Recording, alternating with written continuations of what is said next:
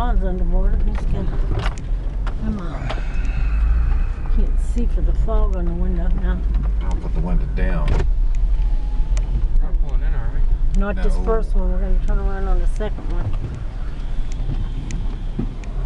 Well, the ditch is full of water. See the ditch full of water? Just to see if we're flooded. And we're not. Fortunately, we're not.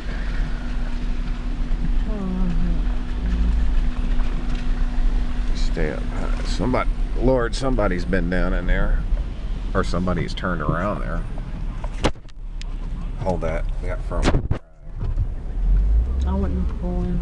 I mean, you can pull in there. Don't go back there no further. I got front wheel drive.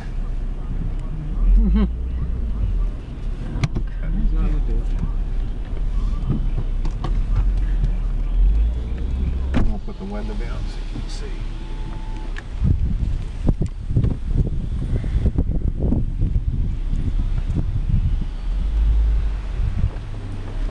Here's our place.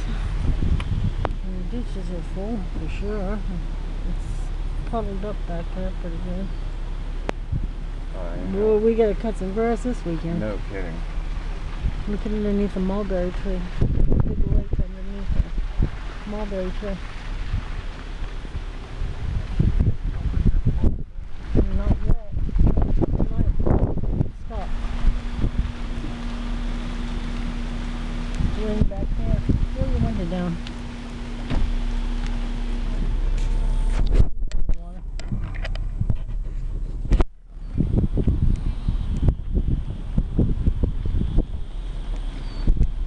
Let's get a picture of Dawn's place.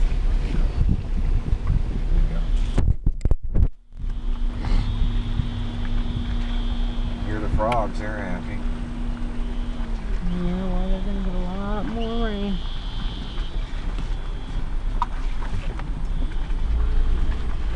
Let's go home that way. You said 225 was closed, underwater. Parts of it is, yeah.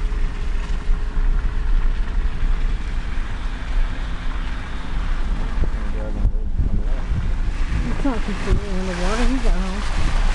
Wow. How did he get home? 5 miles an hour. He got home at 5 miles an hour. But what I'm saying is 225. Well, you see, the worst of it's north of Maxville. That's Okay. Baldwin. See, the worst of the flooding is north of Maxville.